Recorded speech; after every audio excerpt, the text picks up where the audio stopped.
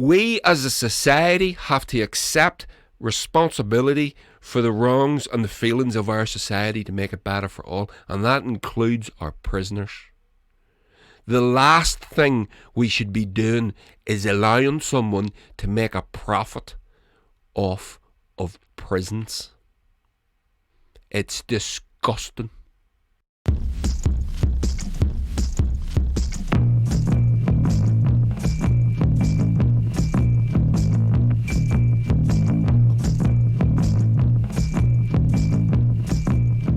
Hey everybody, and welcome to the Andy that's in the Bonnevilles podcast. Hope you're all well. I am.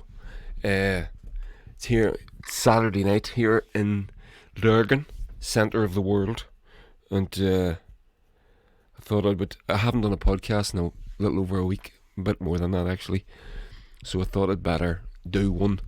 I've been very busy, but before we get going, like, share, subscribe, do all the good stuff.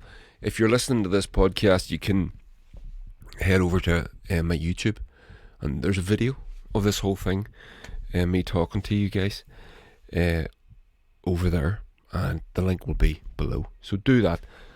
And so the first thing I want to talk about, we're going to talk a couple of different things. We're going to a little update on the Russia story from last week, and a little bit about the coronavirus thing. I'm not going to go. I don't like to talk too much.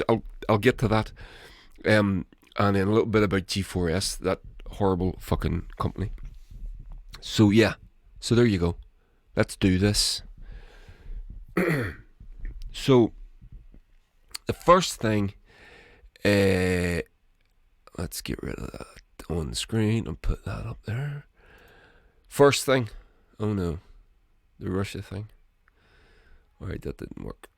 Okay, I tried to put a little thing up there on the screen of the Russia story, but I didn't get it right. But anyway, the first thing is an update from, if you remember last week, oh, there we go. Boom, done it.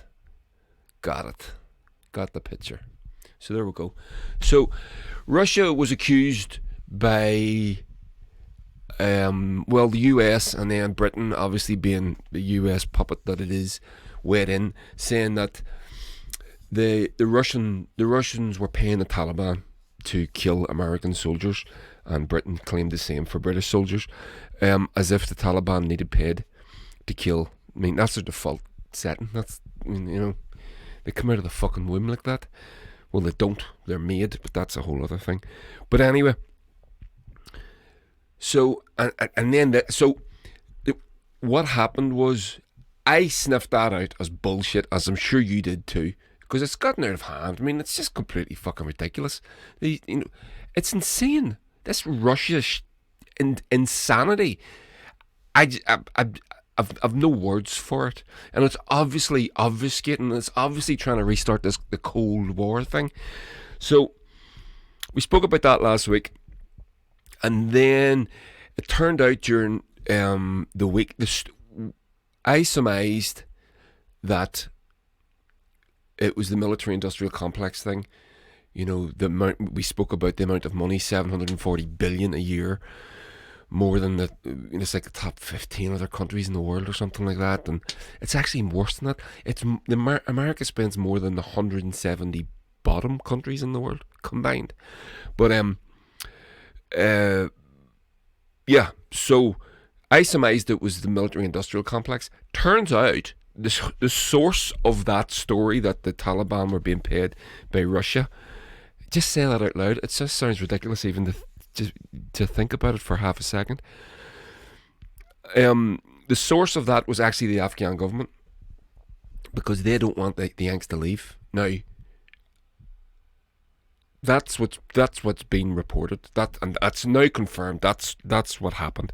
So the Afghan government doesn't want the American troops to leave, because they're technically a puppet government, and I'm going to guess that as soon as the Yanks leave, they're going to get overthrown. So they fabricated this story. But although the military-industrial complex and the CIA and all these horrible, nefarious actors weren't mentioned, I'm going to suggest that they have plenty to do with this, because there's no fucking way.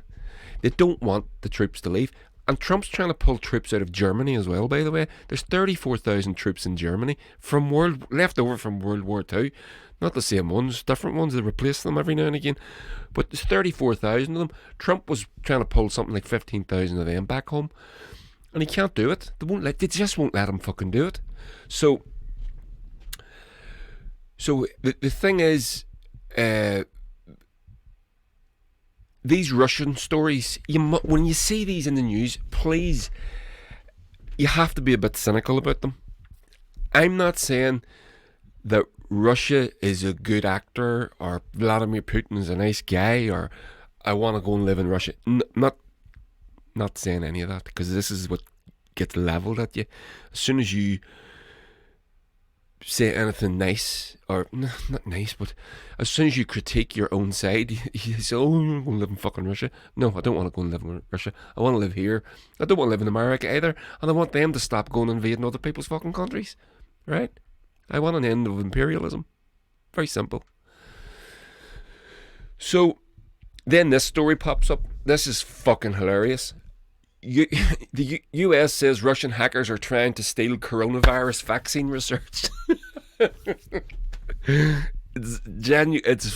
That's properly funny to me. I think that's insane. Now, are Russian hackers trying to? I don't know. Are they capable of it? I don't know what a hacker does. Probably. Or American hackers. Well, that then brings you to the question: what we do know. It then raises the question, what we do know is that the NSA in America, the National Security Agency, records everything we do, all our internet data, all our internet traffic, our phone. Well, in America, they record everybody's phone calls, all recorded and stored. This is a part of what Edward Snowden released, that information that he released.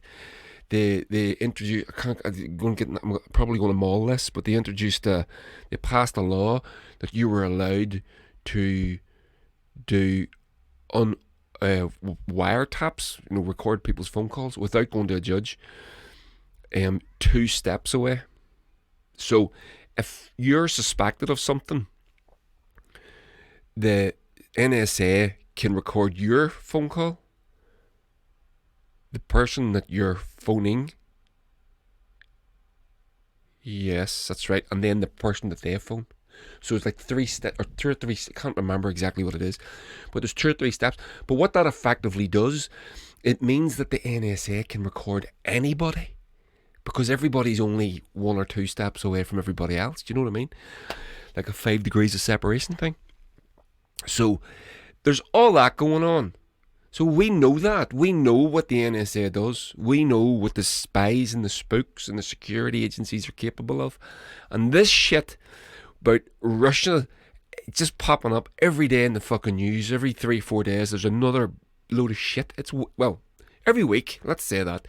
Every week there's something else. And it's insane. It's absolutely insane. Please don't fall for it. And again, this is the point. I'm not saying that Russia's right or good or bad. I'm not saying anything about that.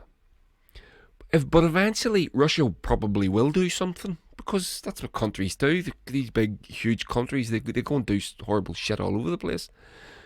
And no one's going to believe it. Because you're going to go, oh, give me a break with it. Everything fucking Russia, Russia, Russia. And that's what you do. You dilute the message. You distill it down that it becomes so incredulous that eventually the boy who cried wolf, that shit, right? So there we go. It's just another update on the Russia thing. Just be wary of it. I'm very wary of it. Anytime I see anything in the press that even mentions Russia, I automatically question it now. I have been for quite a while. And yeah, so there you go. That's that. So on to the next thing. So I wanted to talk about I'm not going to say it's the biggest story in Ireland. but it's one of the things in Ireland. If you're not from here, we, like you, went through lockdown. We went through the whole thing, and we did it quite well. And now we've both north and south. We've gotten on top of the new cases. Deaths are zero, which is great. There's don't think there's any new cases in the north. A lot, and there's very few in the south as well. I think a few, but not too many. Like single digit sort of new cases, but no deaths, which is fantastic. When you think of what we all had to go through to achieve that, it's quite a lot. The mental health burden on a lot of individuals, the economic burden on the entire country and individually as well. You talk about the economy, but you didn't go to work, I didn't go to work. You know, my business is shut down. The music industry is fucking over. So we all played our part, no matter how big, no matter how small. Some people didn't take a day off work. Some people worked in the heart of the whole thing, working in hospitals. And then we all know about our essential workers, our delivery drivers, and all those wonderful, wonderful people. And where would we be without them? So we've worked at this, and we were all worried about this. You were worried about it. I was worried about it. I remember going to bed at night, waking at the start of the thing, and waking up in a bit of a sweat about it. You know, Jesus Christ, what is this? You know, and only 2 weeks previous, I was going, it's only just a flu. And then, boom, 2 weeks later, the whole country shut down. You're not allowed to leave your house. Like, fucking hell. I had to have it. My family here, we had to have a little chat with each other and reassure one another that we're going to do everything right and we're going to get through this. So everybody went through a version of that, I assume. And we, not going to say we've beat the thing, but we're well on our way. We're over the hump. So, and then, this is what I'm going to talk about. Boom. New York Times headline: Ireland has a new coronavirus fear. Americans who flout quarantine. I'll read you just a tiny little bit from this. So what this is about, if you don't know already, I'm sure you do. American tourists are coming in to Ireland. They're not allowed in the rest of Europe. I don't know why they're allowed in Ireland. And they're not. You're supposed to quarantine for 14 days, and they haven't been. And they're being quite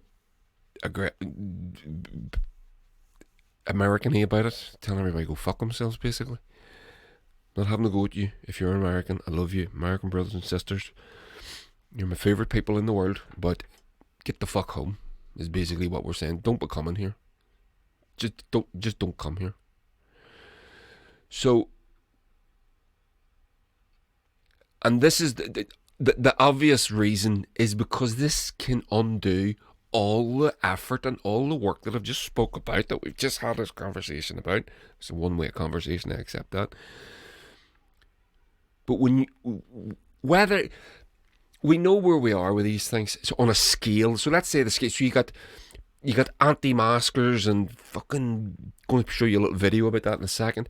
Anti-maskers and you got people that think it's from it doesn't exist to it's not as bad as they're saying, to people who are terrified. And you get this whole scale of concern, belief, etc., etc. But one thing that we all can agree on, and this is the important point, if this thing kicks off again, whether you believe this, that, or the other, the government believes it, right? The people in charge believe it. Now, I believe it, so just let me say I'm not a conspiracy theory about this. I believe the science. I read a couple of science journals and stuff. Talk about them some other time. Actually, a guy, Maurice McElwain, sent me down a couple of science journals that his wife she's a scientist, and She sent me down some cool stuff to read. So, but anyway, that's another thing. But where we all are on the spectrum of this thing, what we can all agree upon is that if this kicks off again, it's lockdown phase 2. And nobody fucking wants that. So what I don't get, what I don't understand is why the government isn't leading on this one. Because they have been. You got to give the governments on this island, both the north and south, they weren't perfect. The north sort of laboured a little bit to get in line with the south because of the politics that we have on this in Ulster here. But eventually everyone saw sense and we took care of it and we did the right thing and fucking worked. So why we're not being more aggressive when it comes to stopping American tourists coming from Texas and Florida are the global hotspots for these outbreaks. I'm going to show you some numbers. I'm going to run through this real quick. I'm not going to linger. I'm sure you're sick of fucking hearing about coronavirus, as am I. Excuse me. But this is the fucking point. And this is the thing. I'm not blaming the tourists. I can't really. But I do blame them to a point. I mean, I wish they'd just fuck off. I wish they would just be more responsible and just fucking go home. Go on holiday in California or Florida or somewhere else and come and see us next year. And we want you to come. But come and see us next year because we don't want you now. Because yous haven't dealt with anything. I'm going to get onto that. I won't get ahead of myself here. So, this is a report from the New York Times, the paper of note, as they call it. So, Janet Kavanagh, whose electric bike tour company offers guided glimpses of Western Ireland's windswept landscape, saw her business come to a swift halt, along with everything else. Seems, didn't we all? She recently opened her doors, eager to restart business and make up for lost time. She had a number of other business owners say that Ireland faces a new and unexpected threat. Tourists, particularly American ones, who flout Ireland's quarantine rule. You have to quarantine for 14 days. That's the incubatory period of the virus, right? With the pandemic still raging unabated in much of the United States, unlike in Europe, Americans are among those most likely to be infected. Really, you see this? I'm going to show you the numbers here. It's fucking shocking.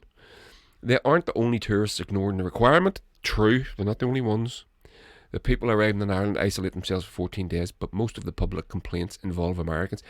I heard a journalist approach American tourists getting off the plane in Dublin airport, and the response when he put the microphone up and he says, "Why are you going to quarantine?" He said, "No." He says, "You really think you should be coming here?" And the response he said was, "We're Americans, we do whatever we want." It's not endearing now, is it? It doesn't. So last weekend, Miss Kavanagh cancelled a guided tour for 2 people who had arrived from the United States. She didn't think Ireland's travel quarantine applied to them. Why the fuck not? She said she felt the responsibility to turn them away for the safety of her staff and community. You don't want to be responsible. Blah, blah, blah. Another one here, hotel. A couple of American tourists arrived. They wanted to book a reservation. The hotel manager asked them, were they going to quarantine? They said no. And he says, "No, I'm sorry, I can't take your booking." Right thing to do. Absolutely the right thing to do. So, now, this is the problem. We had a plane land in Dublin. There's a plane lands from Dallas in Dublin every week. Right? Check this out. New reported cases by the day in Texas. 15,000 cases as of, that was 2 days ago, per day. Right? You can see the chart here. And that's on the rise. For the people that are listening to this podcast, I've got a graph on the screen and it shows you the clear rise from April right through May, June, April and May. It was sort of level, a couple of little spikes. June started to go up, and then by the middle of June to today, it's like it's hit the side of a mountain, and it's just away up from, I guess, and this is sort of 1,500 cases per day up to over 15,000. This is current. There's planes landing from Dallas with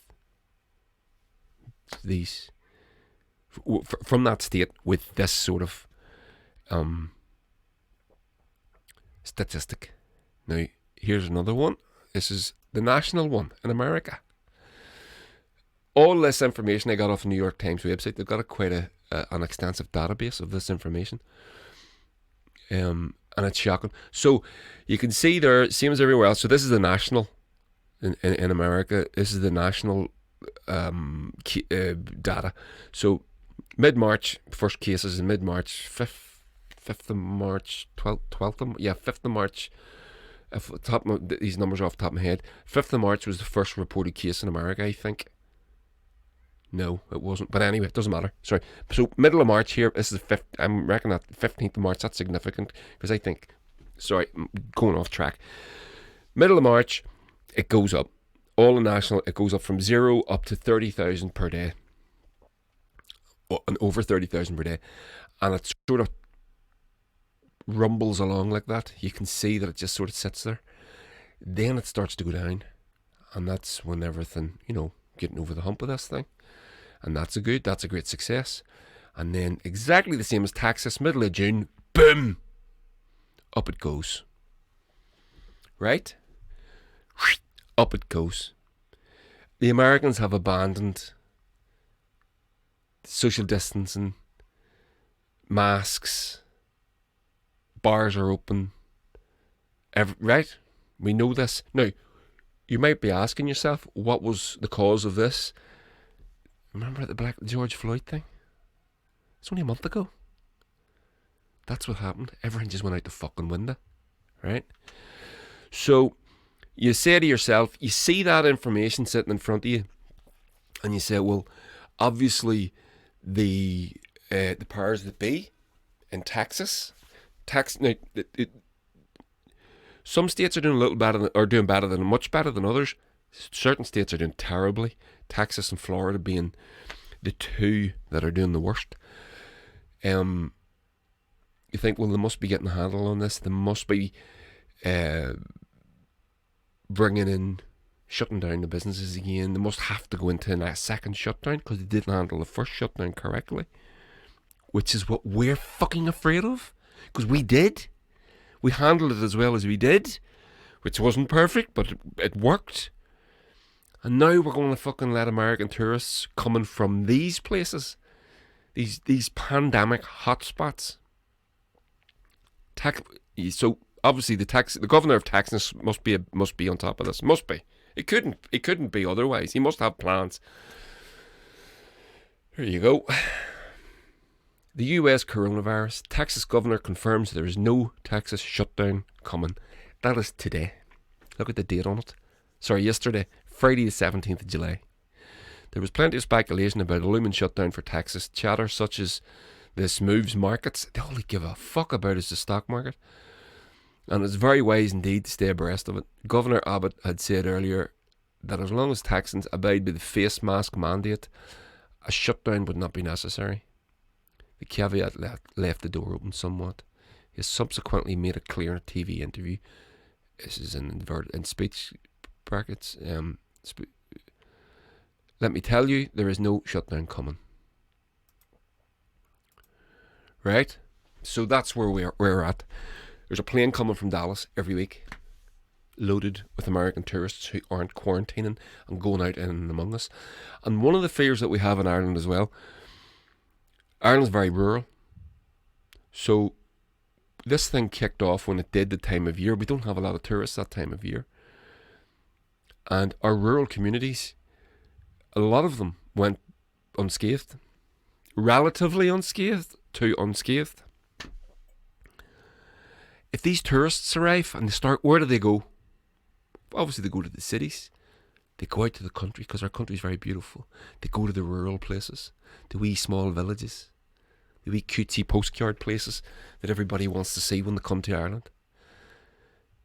Right? And this is what we're afraid of. And it is simply outrageous that it is simply outrageous that these people won't quarantine, they won't wear face masks, they don't give a damn about social distancing, they're not taking it. All the things that we did, that we know work, and this is the thing, we know these things work. Countries have done it. Greece had a great success. New Zealand had a wonder, was a wonder. The economy's back up. It's all opened again. And that's what fucks me off about all of this. Because these fucking right-wing pricks that we have running our country, and the Americans have running their country, and all they can give a fuck about is the economy. They're running the economies into the ground. New Zealand is opened. Its borders are closed, but the country's opened for them to, among themselves. They let certain, and then they're letting certain nationalities in depending on how they dealt with the virus.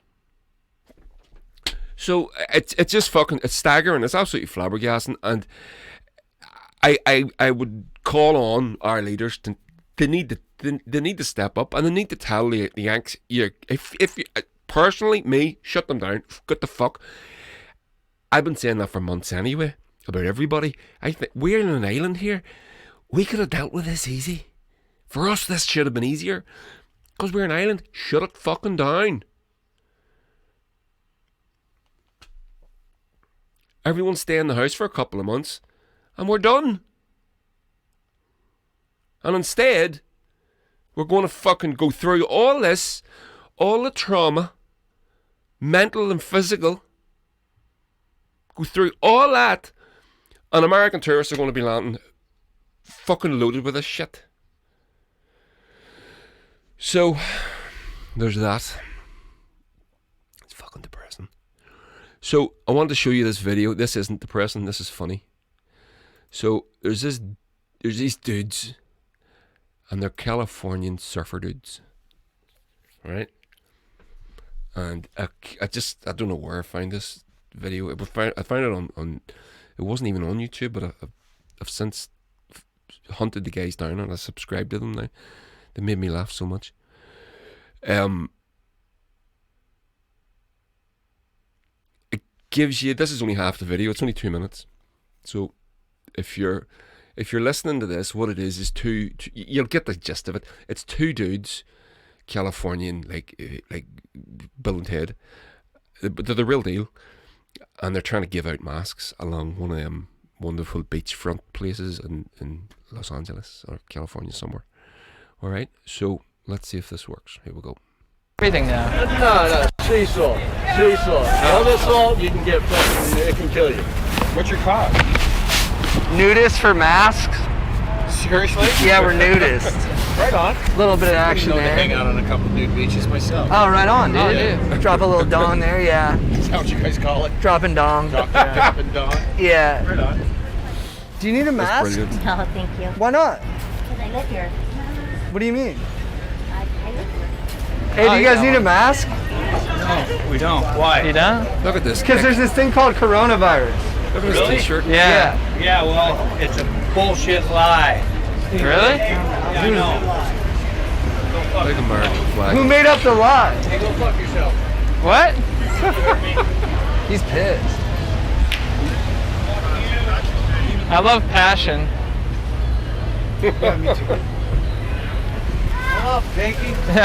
You need a mask? No. Alright, see you later. Do you guys have masks? No. You guys are just going around willy-nilly with no masks? Yeah. If I give you these masks, are you guys gonna wear them? Sure. You swear on it? Yes. On Tyler the Creator? Yes, sir. Alright, dude. Wow. That's brilliant. I love that. Sorry, I just stopped the video there. Brilliant. Do you swear on Tyler the Creator? Yeah. Okay, let's go. Later. Dude, everyone here is so cool. We're handing out masks if you want. Oh, I have masks in my bag. Thank you. Why aren't you guys wearing them? Because we left them in our cars. Oh, okay. That makes sense. So, No, I'm good, thanks. damn it. Are you pro mask, bro? Do you want a mask? Thanks. It's all fake, dude. Come on. I'm good, man. Nah, man, that's just that's a fraud, bro. I like freedom, dog. I like fresh air. Just shut down the fucking country. That's bullshit, man. I'm good. But does wearing a mask shut down the country? When you close down half the economy, yeah. Yeah, I think so. But can't we open it up quicker if we all wear masks? Nah, dude, that's a talking point on the TV, bro. Idiots. Japan didn't shut its country down at all. Right? They didn't shut their economy down at all. Everyone just wore a mask. 1,000 deaths. Japan's a densely populated, well, the cities are. 1,000 deaths, that's it. That was the peak of it for them. This is my point. Ugh, drives you nuts. These guys are great. For those of you that are listening to this as well, rather than watching it, they're carrying a sign saying God loves masks. So somebody asks them about that in a second. What? What does that mean? Yeah, what does that mean? What? Do you know what a muzzle is? No. Who's got you guys? Oh, good question. Yeah. I don't know. Yeah, I don't even know. Just a benevolent superseding intelligence. Hey, what's up, Rick? So fucking cool. Dude, Rick is the coolest dude. What up, dude? Do you wear a mask? God does love me. Do you wear a mask? What? God loves me, fuck you. I think he's Oh, he's coming back. Do you need a mask? Fucking brilliant. Get ready to run. What else you want? Just to give masks. No, look, you're not making my fucking rights and not my rights, first of all. We're just trying to hand I don't out. give a fuck what you're trying to do. You believe in a mask? I don't. That's cool. Fucking leave it alone. Or We're if just- you want something with me, come on and get this. No, we're not trying to fight anyone. We just want to hand out masks. I don't Yeah, give a we're, fuck do you want what the mask? Maybe we do a happy hour at Sharky's later. Don't be an asshole. Well, we learned a valuable lesson today. Don't hand out masks when you're wearing sandals, dude. If you're gonna hand out masks, wear shoes you can fight in. Or run. Better to run. And don't bring your favorite shirt, because it might get muffed up. Yep. So there you go. That's what. Imagine that fucking idiot landing in Dublin Airport. A fucking plane load of them. And I'm not ragging on fucking Yanks. I like America. I'm fucking. I'm a product of your cultural empire. But wear a fucking mask. Quarantine. My brother's coming home from America next month, emigrating back from San Francisco, him and his beautiful family. They can't wait to get out of it. You think everyone's nuts. Been over there fucking 15 years. Can't take it anymore. But anyway, again, not having to go with America, but fuck me. Sometimes it's hard not to. Okay, so there we go. I didn't want, again, I've said this I'm not going to talk about coronavirus too much. Obviously it's the fucking thing, right? I'm not going to talk about it all the time. I don't want to, because I'm not qualified, and there's a lot of fucking misinformation out there. We all know, you know, no matter where you are on this scale, on this spectrum, you know, there's bullshit all over the fucking place. And I'm not qualified. I follow the science. The science says this, I'll go with it. Rather than somebody ranting into a fucking in some Karen ranting into a phone sitting outside a fucking McDonald's in Florida. That to me isn't evidence of fucking anything. Except certain people shouldn't be allowed phones. But anyway, so there we go. So that's that. On to the next thing. Okay. Let me get this. Here we go. G4S. What a bunch of cunts. Right?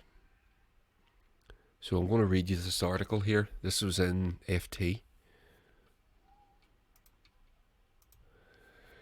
Oh shit. Where's it gone? Oh, my phone's in. So, oh, here we go. G4S Group 4 Security, they used to be called. Remember that? And then they changed to G4S, rebranded, because they were involved in a fucking scandal. I remember it well. And they've been scandal-ridden, literally scandal-ridden. It's one thing after another with these dicks. So, what they've done now, this is last week, right? So, they got fined 38.5 million. If you can believe that. 38.5 million. And what it was to do with tracking and tags, the ankle bracelets and tracking and of prisoners. Basically, for years, what they were doing is they were saying they were billing for prisoners who had been released, prisoners who had died, all this sort of stuff. So they got one of the biggest fines. They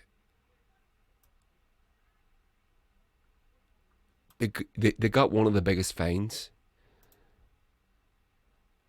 it was ever given out in British corporate history. The biggest fine, actually. Sorry, I just have to pull this article up because oh, fuck's sake. The fucking... Sorry, give me a sec. G4S news. Okay. 30... I want to fucking type the bloody thing in before it'll come up in Google. See, this stuff... It's amazing to me, this stuff, because there's never any punishment. That's the point, really. There's never any punishment for the people at the top. Now, the reason that they never got punished for this, and there is a reason, is because they agreed to help the inquiry. My God, I am getting fucking spammed. Here, I can't get anything up. 14 days free. I'm a subscriber, you bastards. Piss off.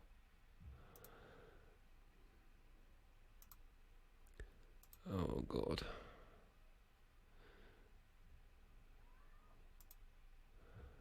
Oh. No, fuck.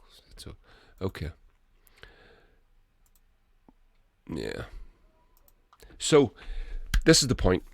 So I tried to pull an article up there to read to you, but read a section of it, but I can't log in because I've no internet out here. I was hotspotting from my phone. My phone's just turned off. So there we go. That's where we are.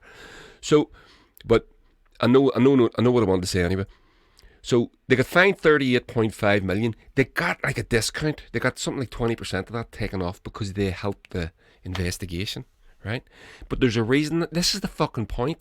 There's a reason that they helped the investigation. Because Serco, which is another company just like G4S, a few years ago, they were up to some shit as well, and they didn't help the investigation, and now two of them are currently being dragged through the courts. Looks like they're going to go to jail, two executives. So G4S then comes along a couple of years later. They're up to some horrible shit. They get asked to help the investigation, and they do, but they do it only because of the Serco guys 2 or 3 years earlier, because they obviously tell them what they need to know, because they're going to find out anyway. For a start, it's a serious fraud office, SAFO it's called. The SAFO are going to find out anyway, and then we're going to go to jail, right? I think someone should go to jail anyway, because someone made the decision to commit the fraud.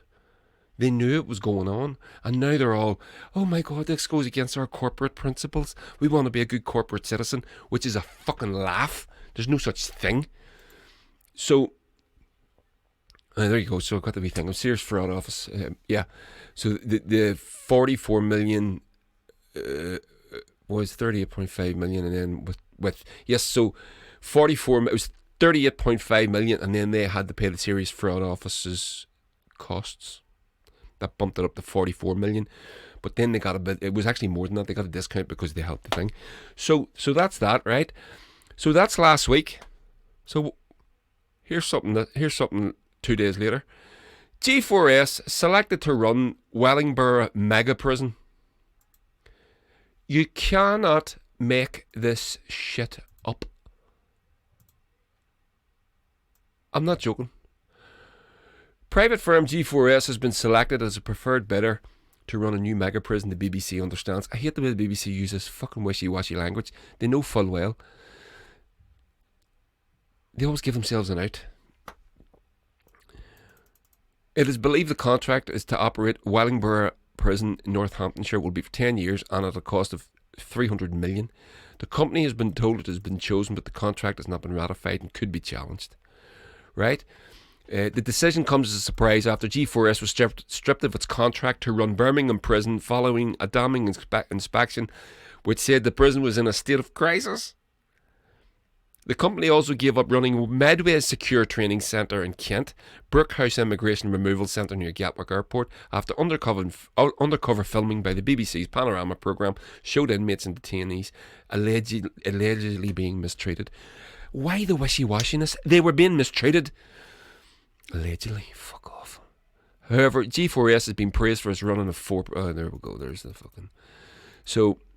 Sodexo, Serco, and blah blah blah blah blah. All these other bastards they'll probably challenge it, but it's been decided. So G4S. So let's get this fucking straight here, right? G4S has just been fined 44 million for being rotten bastards.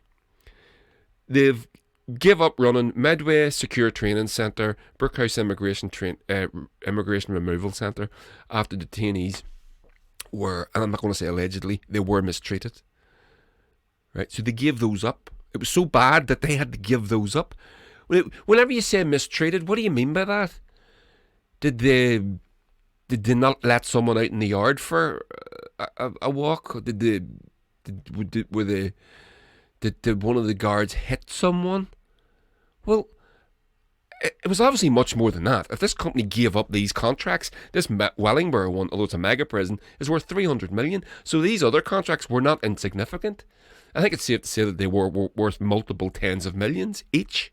And they gave them up because of detainees and inmates being mistreated. Like, you're in jail, that's not bad enough. You fucking get mistreated by fucking security guards. I mean, it's outrageous. Now, the private prison complex, that industry, is a fucking disgrace across the board. Should not exist. This is my thinking about this. I've been very animated about the private prison industry for years, and this is my thinking, and it's a moral choice that it's a moral position that I'm taking on this. It's simple as this. If people are in jail, it's because, first of all, they've done something wrong, right? But we need to, as a society, accept that our society has also failed them in some way. Very rarely will you get someone in prison that wasn't failed by various systems. And don't come at me with this fucking bleeding heart liberal shit. It's the evidence is out there. I'm not saying don't punish people that do wrong, but if punishment is the only thing you do, then what you do is you damn them to do wrong in the future. Mental health services are being decimated. We've gone through 12 years, 10 years, 11 years of Tory austerity.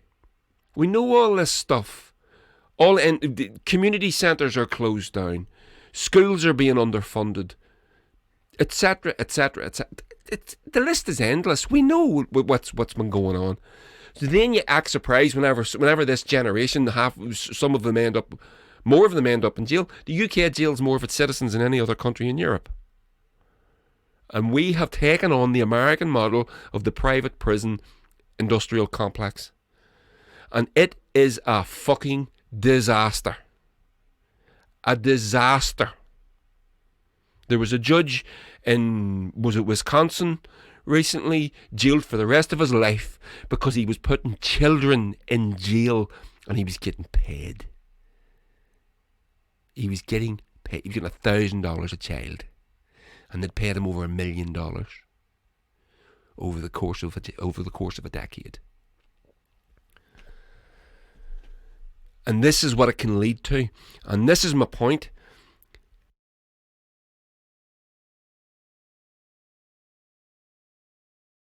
We as a society have to accept responsibility for the wrongs and the feelings of our society to make it better for all. And that includes our prisoners. The last thing we should be doing is allowing someone to make a profit off of prisons. It's disgusting. We should be motivated to ensure that whatever happened in that person's life that saw them, their life path, take them to a prison, we as a society should be highly motivated to make sure that doesn't happen again. And instead, what are we? Servants of the fucking stock market. Servants to capitalism, which only values profit, knows the fucking price of everything and the value of nothing. And it is disgusting that we're even having this fucking discussion. There shouldn't be a private prison. Well, you might say, why should society pay for, why can we not unburden ourselves of that expense? It costs more. Here's one for you. In America, now you tell me how this isn't going to, how is this not going to lead to more prisoners? The state that has the prison, that has employed the private company to run the prison, is contractually obliged to provide clients. Think about that for 1 second. To provide fucking clients. That's what they call them, the prisoners. Right? And if the state doesn't provide the fucking clients, the private prison operators can sue the state to make up for the revenue.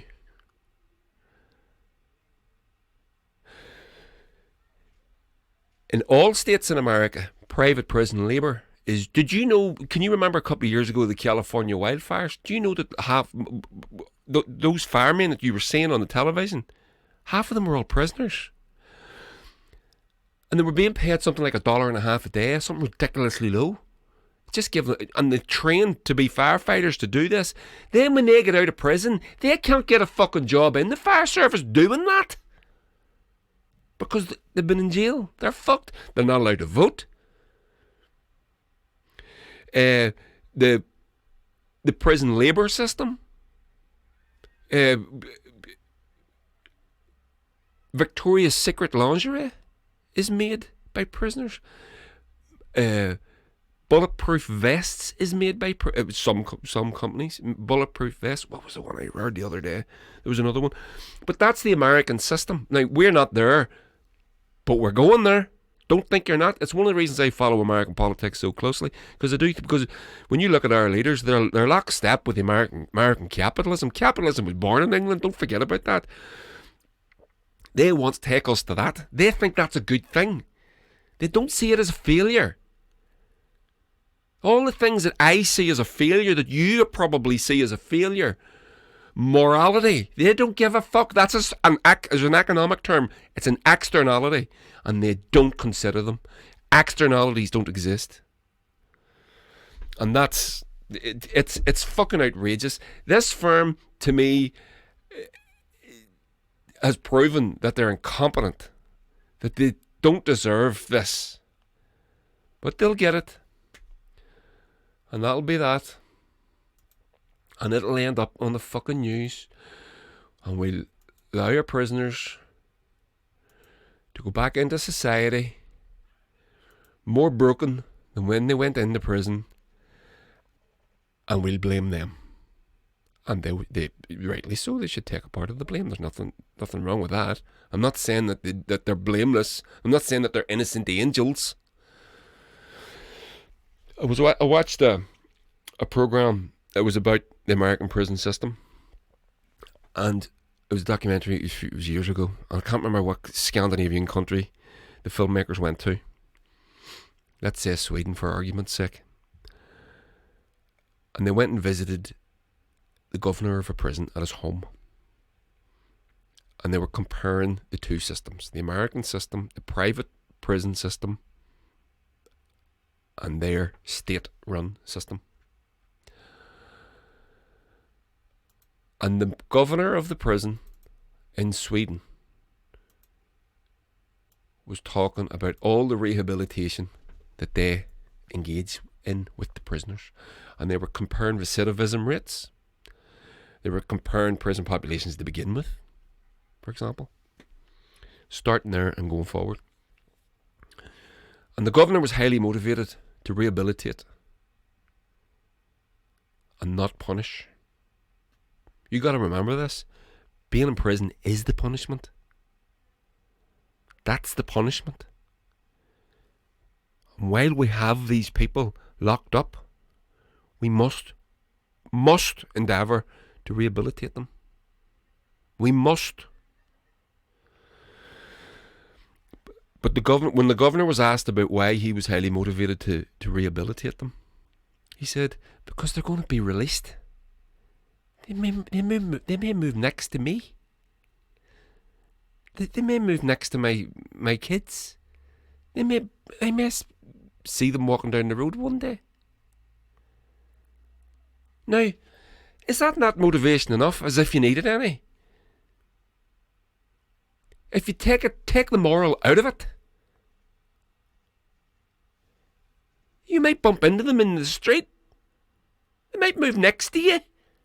So you want them rehabilitated. So so let's call that selfishness. Take that out of it. The economics doesn't work. It costs more to run these fucking monstrosities. Keeping people you can keep a man for what it costs to put someone in prison. It's cheaper to send two of them to Eton. Think about that. For what it costs to send someone to prison per year, you can send two people to Eton, the college, the posh place, where all the fucking wankers go. But we choose to send them to prison. We don't help them when they're starting out in life, working through working class, poverty-stricken communities. And then we blame them when they turn to crime. And again, I'm not saying don't. They did it. They're going to do the time. There's no getting around that. But we must be motivated as a society to stop them from doing the crime in the first place in order that we don't have to put them in prison. But we don't. We create mega prisons. Our system doesn't work. That system doesn't work. This is a moral issue. This is also financial as well. Morality. We should be taking care of our own prisoners. And we should be working hard to rehabilitate them, give them every chance in life, as we should be with every citizen in the country. If they need mental health services, they get mental health services. If they need drug rehabilitation, they get it. If they need childcare so that there's a parent or there's people at home to raise the children, everyone's not just working fucking all the time in order just to keep a roof over your head, and the child's being raised feral, half feral. All these things all contribute, they all add up. This is a disgrace. I hate these things. I hate this race to privatise. We're losing our NHS. It's gone. Forget about it. It's over.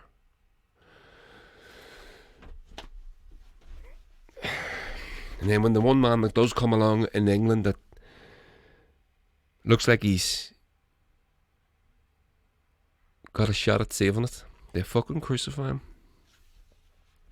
But that's another story. But anyway, there we go. I'm going to call this. Listen, I hope you enjoyed that. Like I said, if you're listening to this podcast, head over to the YouTube channel. I'm going to be starting to chop these up into little sections, so that it's quite long. It's like an hour or whatever it's going to be. I don't know what this is coming in at, but yeah, about an hour. So I'm going to chop it up into its smaller sections, a bit more digestible. And so if you're listening to the podcast, like, share, subscribe, head over to the YouTube channel, give us give us a wee follow, click the bell twice, all that shit. Because you get to subscribe and then you got to click it again to get the notification, which defies logic. If you click the thing once, you think you want the notification, but obviously that's not what YouTube think. And I've teed up a couple of great interviews. I've got a couple of great things coming. So I'm going to be talking with Rachel Coyle, who spoke to before, of Sinn Féin, but we're going to be talking about feminism within socialism in Ireland.